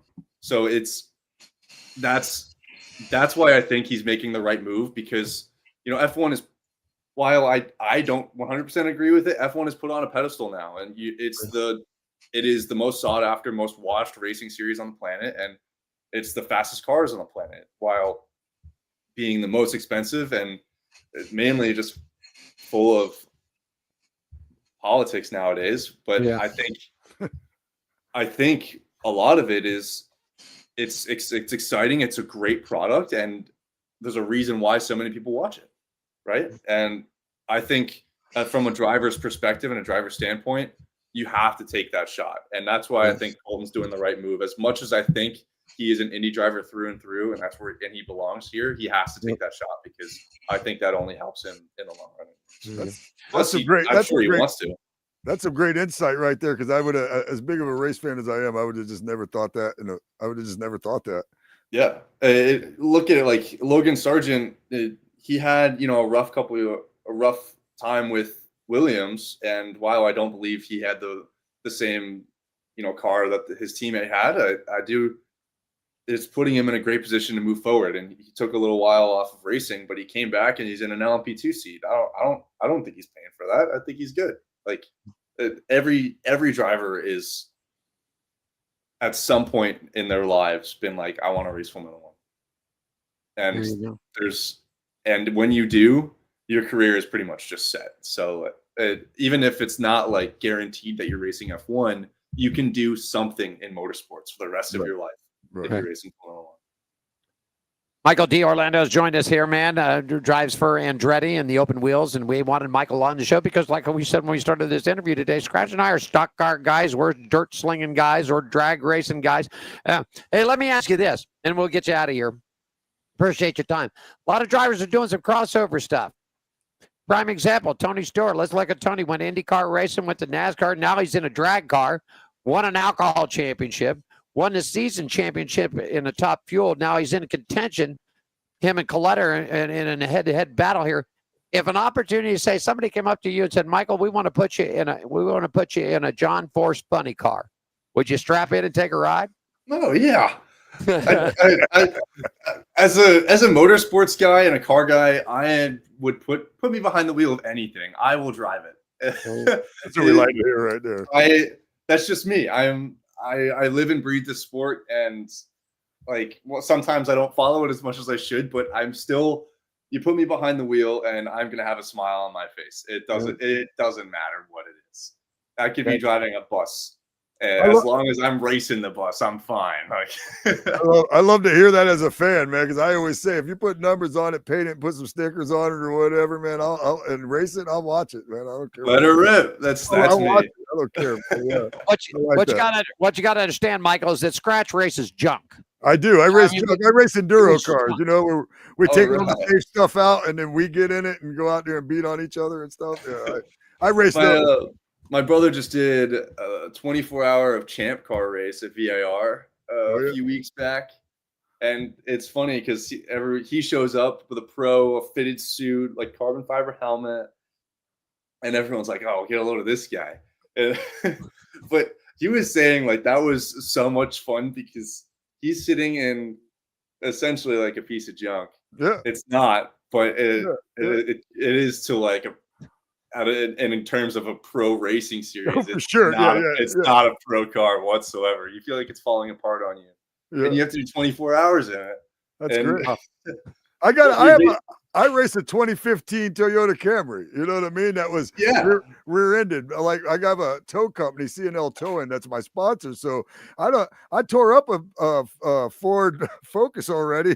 You know what I mean? Awesome. I'm on my second car. I hadn't even been doing tour destruction stuff like that for a year yet. I'm already on the best part I think about that type of racing is you don't feel bad when you hit someone because you lose a fender. You can hit the auto body. You can hit Copart or LKQ and grab a fender from a sledgehammer. I just grab a sledgehammer or something and just slap it right back on there. That's the best stuff I love about just that grassroots style racing. You were mentioning the bus racing. One of my teammates races the buses during Tour of Destruction. It's amazing, man. What a show! It's so fun to watch. Even when I'm, even the stuff I'm not racing, it's so fun to watch. It's bumper karting. What real cars? You're gonna like this. You're rental karting. You're gonna like this, Michael. Scratch. Show him the rabbit. Oh, the rabbit. He straps this thing on. This poor rabbit. Wait a second. I haven't yet, but I'm going to. There he is. There's a long story behind this rabbit. It's my lucky rabbit's name's Foot. Now, I'll just tell you the quick story. For whatever reason, my ex-girlfriend, when she moved out, left this on my pillow. And now I'm going to strap it to the front of my enduro car and smash it all to hell. He actually, he wants to put a GoPro. He wants to put a GoPro on the poor little rabbit's head, and so when it gets smashed in, it's smashed. The bunny cam. That's what it's my lucky rabbit. That's all I can think is I don't know why you left it on the pillow on the way out the door, but I've raced once since then, and I left the rabbit at home. I was so upset.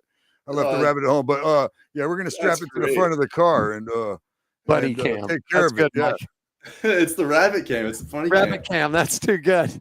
You be setting it up on the inside, breaking 50, playing chicken in the break zone with them. It's like bunny cam.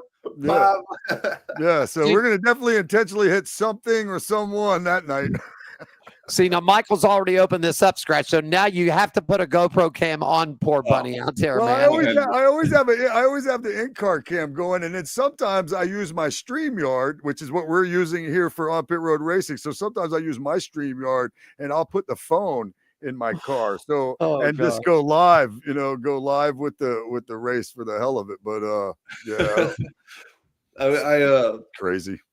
I texted my brother when he was doing the 24-hour of Champ car in the middle of the race. I didn't know if he was in the car, but I just expected that at some point, because of how it's losing speed going up the hill on the back straightaway. Like that's like these things are not making power. I kind of expected that if it didn't matter if he was in the car, he'd answer my text anyways. And he's like, yeah, they don't have like full course caution, but they have code 35, which is everyone has to go 35 mile an hour. And they stop us sometimes. If there's like an incident on the track, it's a code 35. And I like 100% expected him to take his phone in the car and just start like calling people in a code 35. And then like as soon as it goes green, just like put it back in his pocket or something. Like yeah. The only thing that could top that would be a Dick Trickle where he had a cigarette lighter and he takes a puff. Takes a puff during the thing. How many cigarettes you going to smoke today, Dick? Well, how many cautions? We'll figure it out. And then ESPN came up with a big thing of in-car cameras, and NASCAR caught Dick where the cigarette lighter was. No, Dick, you got to take the lighter out of there, bro. You got the damn line running down by the fuel thing, man. No, it's got to come out of there. But yeah, how many cigarettes will Dick Trickle smoke today? How many caution laps? And that's how we'll determine it right there. 1 every 2 caution laps. Yeah, there you go. And Dick smoked them old non-filter Pall Mall cigarettes. Oof. No filter on, just straight tobacco and paper, man. I mean, that's so good. Michael D. Orlando, before we let you go, man, what do you got? Anything planned for the rest of the season, and what's the 2026 season look like for you, buddy? Well, hopefully we'll be back in Indy next for the 2026 season. Like I said before, I'm also looking to enter into the WeatherTech Championship as well. So really just whatever seat I can find, whatever person wants to put me in a car, I'm open for it. So if you're listening, you've got a race car, let me know. I'm all here. But at the moment, my season for pardon? I said I got a Camry.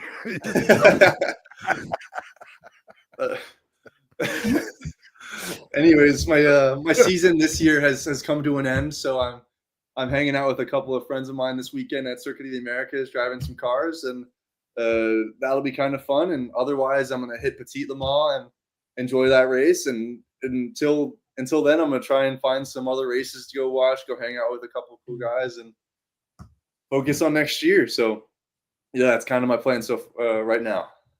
Okay. Where can we find you social media wise, and where they get in touch with you? Sponsors, if they're looking to get involved, looking for some money, help the guy out, man. Let's do it. Tell them where they can find you at, bud. Well, you can find me on Instagram, Michael D'Orlando Official, on X, Michael D'Orlando, Facebook, Michael D'Orlando Racing. I'm on all of those, and as well as you can find my website, DOrlandoRacing.com, and my personal at MichaelD'Orlando.com. So yeah, that's everything you need. We want to extend an invitation to you, my friend. The 2026, we're wrapping down. Everybody's wrapping the 2025 season up, but for 2026, we would like to invite you on. I know your schedules are busy. Whenever you have time to come on, talk open wheel racing, keep us updated with what's happening in IndyCar, IMSA, the WeatherTech Series, F1, and that. But we'd like to extend the invitation for you to join this nutty bunch. I think he fits in pretty. I guess the next time if we interview Michael and if he holds up a rabbit, we got him locked in, man. Send him a rabbit. Yeah, it sounds like a plan, guys. Yeah, let me know, and I'll let you know when I've got some time, and let me know when you guys are on. I'll see if I can make it happen. Hopefully he won't hold up a rabbit. Hopefully his personal life goes in a better direction than mine does. Yeah, let's hope it's not a rabbit. There you go. Have a great time. Have a great time at the circuits this weekend. Enjoy your friends and family down there. Thanks so much for spending a half hour with us. Michael D. Orlando for you. IndyCar driver from Andretti right there, my friends. Have a great day and a great weekend, my friend. Thank you, guys. Have a good one. Thank you. You got it right there. We'll take a quick break, Scratch, and we'll come back and we'll wrap this nutty thing up right after this on Pit Road Racing. You got it. This is speed. This is winning. This is losing. This is smoke and fire. This is high stakes and wild cards. This is family and tradition. This is everything on the line. This is it. This is NASCAR in Las Vegas. The South Point 400, a NASCAR playoff race, October 10th through 12th. Get your tickets now. LVMH.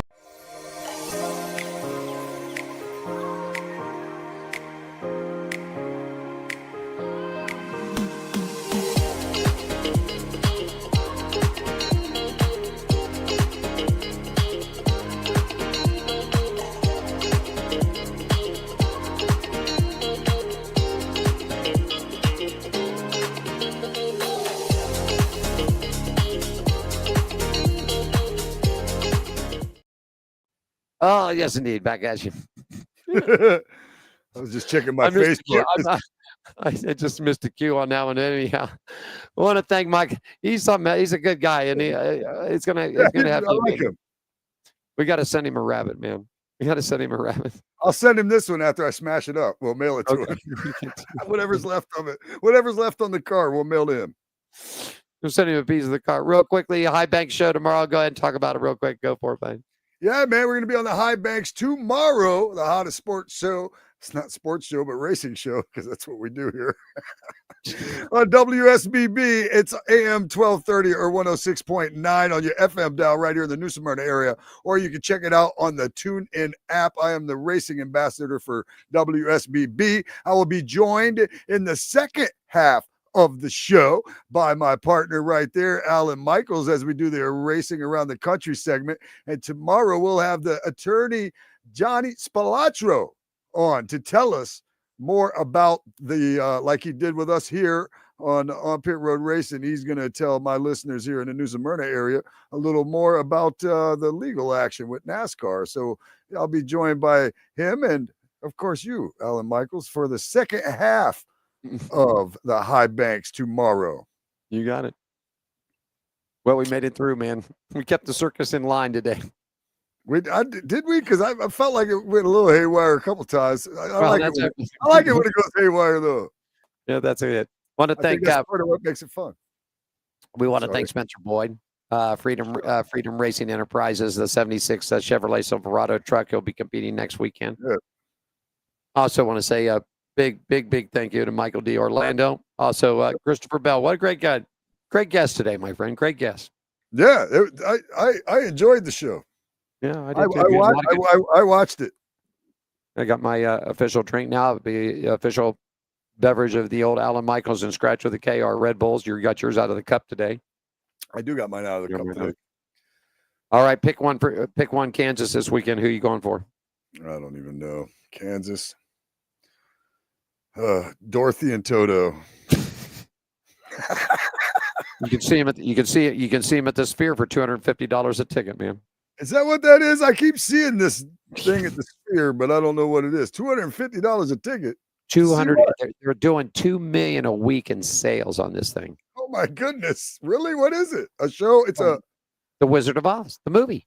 Dorothy, Toto, inside the Sphere. Scarecrow, Tin Man. The movie. Yeah, it's the Wicked movie. Witch. They're playing the movie inside the Sphere. Right. Cost you $200 to see it. Man. Yeah. All right. Kansas. Okay. Let's see. Kansas. Go ahead and take a look at your thing. Go ahead. Kansas. What do we think about Kansas this week? You take a look. You take a look. I'll take a look. We're taking a look. I'm going to go. Goodness, man. What Kansas isn't.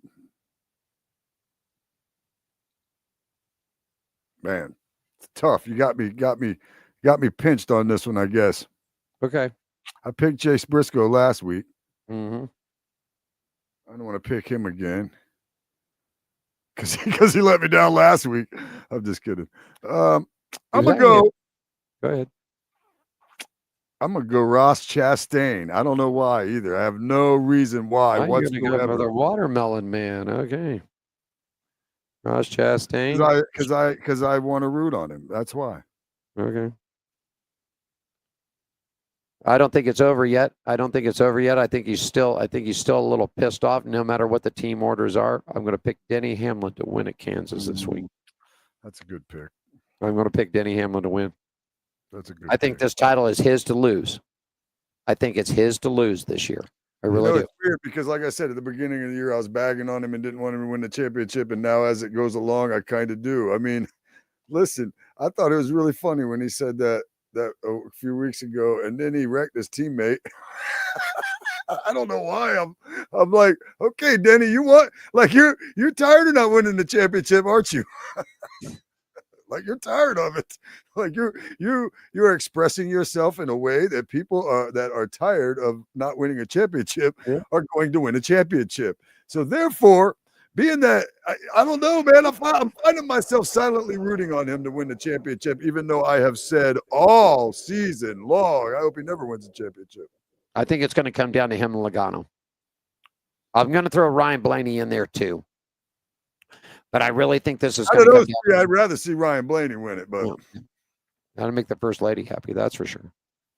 I just think that this is Hamlin's year to win it, and I think I really do. I think if he wins it this year, farewell tour next year. Now, whether he's going to have a race team or not after December, we're going to find out. Jordan says he'll fight it to the very end. He's got millions and millions and millions to spend, and he says he ain't worried about it. So we'll see. Right. He isn't. I got Denny Hamlin. You took the Watermelon Man for next week. All right. Yeah, that's an upset special right there. I just took. Okay. Believe what about that. the scratch? What about the comedy with Scratch with a K on the tour? And you're doing. No, I'm working on getting a few things together, though. I'm working on getting a few shows together right now. I got a big show with the comedy hypnotist Bob Lauver, but that's in January, so there's no sense in talking about that now. We'll all forget by then. But I got a couple of fires burning that I'm trying to make some stuff happen. I'm gonna go. As a matter of fact, I'm gonna go here in a little bit to an open mic and work on some new jokes I wrote about my exes. Take the rabbit with you. I will. The rabbit's ride. Coming soon. Hey, we want to thank our show partners here. Woods Family Sandwiches, Gene Woods Racing Experience, the Hot Shoe Hall of Fame, Las Vegas Motor Speedway, Atlanta Motorsports Park, Red Wine Scooters, Hammer and Harry's, Downtown Grand Hotel and Casino. Once again, don't forget the hot shoes. Log on to hotshoehof.com. Make your donation right there. It's totally 100% tax-free. Want to be a guest on the show? Reach out to us. Diane Fox has got it all covered. Diane's doing good, Scratch. She's got her dialysis rolling. She's set and ready to go for race weekend here. To be a guest on the show, contact Diane at 702-803-0875. Once again, 702-803-0875. Or you can drop her a line at onpitroadracing@gmail.com. I'll be down here tomorrow at the Gene Woods Racing Experience. Be up at the front, expediting tomorrow. Saying hi to all our friends. Don't forget, happy hour Monday through Friday. Everybody gets $5 off. So you go from 30 to 25. And, of course, if you'd like to got some big corporate parties coming in. Just did a deal today, 75 people coming, Scratch. Yeah. Yeah, man, they got the taco bar ordered from Hammer and Harry's, the margaritas. They got it all. We do it all at the Gene Woods. Okay. Anything else you want to add? Check out my website, nutshackentertainment.com or comedyfromscratch.com. Okay. Anything else? No. That's it? I'm going to call for John then. All right, you do that. Well, I'm going to call for him right this very second. Here we go.